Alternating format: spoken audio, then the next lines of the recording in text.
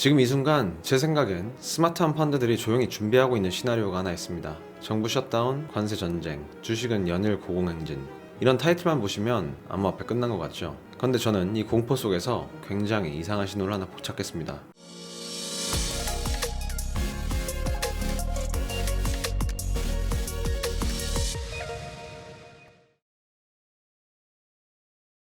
안녕하세요, 조슈아입니다. 여러분, 영상 보시는 분들도 지푸라기 잡는 심정으로 오신 거라고 생각합니다. 비트코인 새해를 기념하면서 10만 달러 가까이 찍었다가 다시 작년 가격대인 8만 달러대로 떨어지고, 누구는 끝났다, 누구는 버텨라, 버티면 이긴다 하며 다른 의견을 내서 정작 내 판단은 어디에 기준을 둬야 할지 모르는 게 현실이죠. 저도 똑같은 고민을 했습니다. 그래서 제가 지난 며칠 동안 시장을 분석하면서 가장 놀라운 사실을 하나 발견했습니다. 여러분, 지금 금 가격 보셨어요? 5200달러 돌파, 은은 114달러, 둘 다 사상 최고치입니다. 근데 말이죠, 역사적으로 금이 고점을 찍고 나면 그 돈이 어디로 갔는지 아세요? 비트코인으로 넘어왔습니다. 이게 우연일까요? 절대 아닙니다. 오늘 영상에서는 첫째, 왜 지금은 레버리지를 쓰면 안 되는지, 둘째, 금과 은에서 터져나올 천문학적의 돈의 흐름이 어디로 향하는지, 셋째, 언제 어떻게 들어가야 하는지 전부 설명해드리겠습니다. 약 10분 뒤면 여러분이 시장을 보는 눈이 완전히 달라져 있을 거예요. 근데 혹시 이 영상을 보고 계신 분들 중에서 그냥 상승문자 아니야 라고 생각하시는 분들도 있으실까봐 좋습니다. 저도 그런 분들을 위해서 준비했어요. 오직 데이터로만 이야기할 겁니다. 지체할 거 없이 여러분들 구독 눌러주시면 감사하겠습니다. 가시죠. 먼저 질문 하나 드리겠습니다. 왜 최근 비트코인이 관세 문제가 해결됐는데도 하락했을까요? 진짜 이유는 따로 있습니다. 차근차근 설명해 드릴게요. 첫 번째, 미국 정부 셧다운입니다. 1월 30일이 시한이에요. 미국 의회가 12개 예산안 중 6개만 통과시켰습니다. 나머지 6개 국방, 노동, 보건복지, 교육, 교통, 그리고 국토안보부가 막혀 있어요. 근데 왜 국토안보부 DHS가 문제냐? 1월 7일 미네폴리스에서 미국 시민권자가 ICE 요원한테 총을 맞고 사망했습니다. 이 사건이 전국적인 시위로 번졌어요. 민주당 상원 의원들이 DHS 예산안에 브레이크를 걸었습니다. 공화당 내부에서도 분열이 생기고 있고요. 결론적으로 1월 31일 토요일부터 부분 셧다운 현실화 가능성이 있습니다. 셧다운 되면 뭐가 문제냐? 쉽게 설명드리면 연준이 금리를 결정할 때 뭘 보냐면 고용 데이터나 물가 데이터를 봅니다. 근데 셧다운이 되면 이 데이터 발표가 지연돼요. 연준이 눈 감고 운전하는 상황이 되는 거죠. 이런 구간에서 공격적으로 레버리지를 매매하면 양쪽에서 다 털릴 가능성이 높습니다. 단기적으로 불확실성이 극대화되는 구간인 거죠. 두 번째는 엔화 개입입니다. 이건 대부분 모르시는 분들이 많을 거예요. 1월 23일 달러당 엔화가 159엔에서 157엔으로 급락했습니다. 일본 정부의 레이트 체크 가능성이 제기됐어요. 레이트 체크가 뭐냐면 쉽게 말하면 우리가 지금 보고 있다라는 경고입니다. 비유를 들어볼게요. 수업 시간에 학생들이 떠들잖아요. 선생님이 아직 혼내진 않았는데 그쪽을 뚫어지게 쳐다보면서 출석부를 똑똑 두드려요.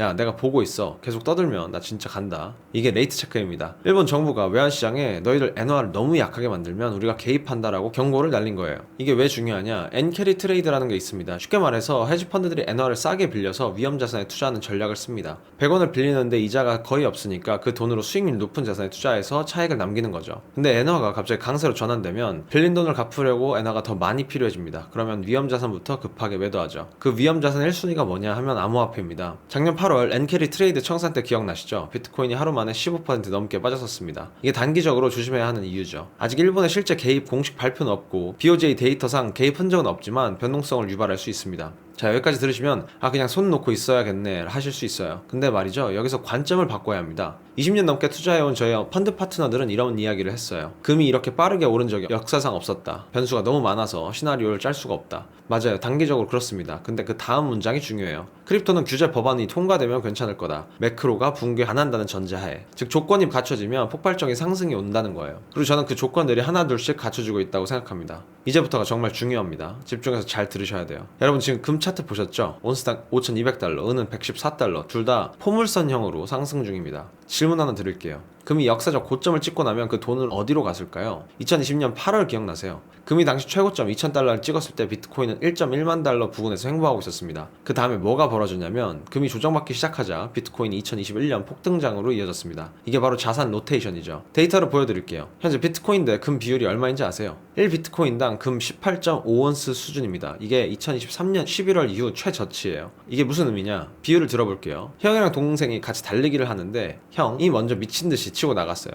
100% 상승. 근데 동생은 아직 출발선 근처에서 서성이고 있는 겁니다. 역사적으로 이 둘은 같이 가는 자산이에요. 형이 너무 앞서 나가면 동생이 따라잡습니다. 이걸 시장에서는 캐치업 랠리라고 불러요. 실제로 2020년도에도 금이 먼저 치고 나갔고 비트코인이 8개월에서 15개월 뒤에 폭발적으로 따라잡습니다. 지금 상황이 딱 그때랑 똑같아요. 금은 실물 자산이기 때문에 불확실성이 커지면 돈이 몰립니다. 근데 지금 금이 너무 빠르게 올랐어요. 과매수 구간에 진입했습니다. 반면 비트코인은 금 대비 역대급으로 저평가되어 있는 상태예요. 쉽게 말하면 금은 이미 튈 만큼 뛰었고 비트코인은 아직 안 뛰었다는 겁니다. 이 갭은 반드시 좁혀집니다. 역사가 그걸 증명하고 있어요. 분석가 드라고시에 따르면 금이 암호화폐 시장보다 약 4개월에서 7개월 선행하는 경향이 있습니다. 2025년부터 지금까지 금이 100% 상승하며 에너지를 소진했어요. 그렇다면 2026년은 그 유동성이 비트코인으로 전이되는 해가 될 가능성이 굉장히 높습니다. 지금 금과 은은 과매수 구간에 진입해 있어요. 투자들이 점차 성장성이 더 높은 자산으로 눈을 돌리기 시작할 겁니다. 여기서 궁금증이 생기실 겁니다. 그래서 언제 터지는 건데 저는 제일 메인으로 한 가지 촉매제를 보고 있습니다. 클래리티 법안이죠.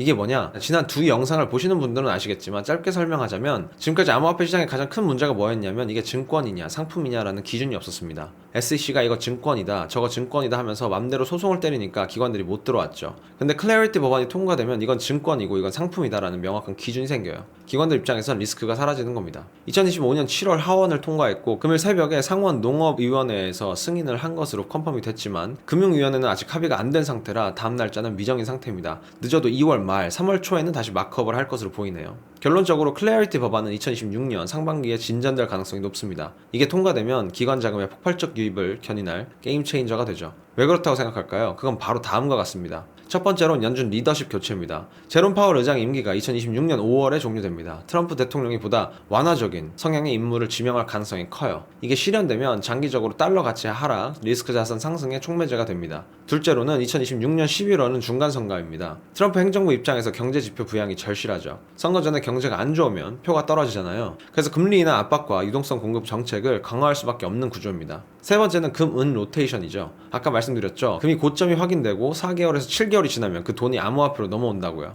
자, 이제 핵심입니다. 그래서 어떻게 해야 되냐? 결론부터 말씀드리면 지금은 적극적인 공격보다 전략적 매집에 적합한 시기입니다. 첫째로는 지금 레버리지 매매하시면 안 됩니다. 1월 30일 셧다운, BOJ, 엔화 이 변수들이 해소될 때까지 레버리지 매매는 위험해요. 저도 이번 주 포지션 레버리지를 사용한 매매는 정리했습니다. 단기적으로는 위험하니까요. 둘째는 시장을 완전히 떠나시면 안 됩니다. 왜냐? 폭풍우가 잦아드는 지점 그리고 폭발적인 상승전을 포착하기 위해 대기해야 하는 시간입니다. 저는 지금 굉장히 열심히 시장을 바라보고 있어요. 셋째, 가격대보다는 매크로입니다. 신규 진입하시는 분들은 지금 모든 자금을 투입하지 마세요. 클래리티 법안이 진척되지 않는다면 기관들이 적극적으로 빠르게 들어올 이유가 없습니다. 1월 30일 셧다운 결과와 클래리티 법안의 움직임을 주시하시면 됩니다. 하지만 지난 트럼프 행복을 봤을 때 분명 통과될 겁니다. 금, 은을 이미 보유하고 계시면요, 점진적으로 차익 실현하면서 암호화폐 비중을 높이는 것, 이게 통계적으로 승률이 높은 스마트 펀드들의 움직임입니다. 핵심은 이거예요. 공격적인 레버리지 사용은 조심하셔야 합니다. 셧다운, 관세, 엔화 개입 이 변수들이 시장을 흔들 겁니다. 하지만 중장기적으로는 명확합니다. 금, 은에 몰렸던 천문학적인 자금이 비트코인으로 넘어올 겁니다. 클래리티 법안, 연준 의장 교체, 중간선거 부양책, 필연적인 흐름이 우리 앞에 놓여있죠. 저는 이러한 관점들을 제 트위터나 텔레그램에서 공유합니다. 한국말로는 좀 더 자세히 쓰는 편이에요. 돈 받거나 가입해야 하시는 거 없습니다. 궁금하신 분들은 구경하다가 가셨으면 좋겠습니다. 감사합니다. 조슈아였습니다.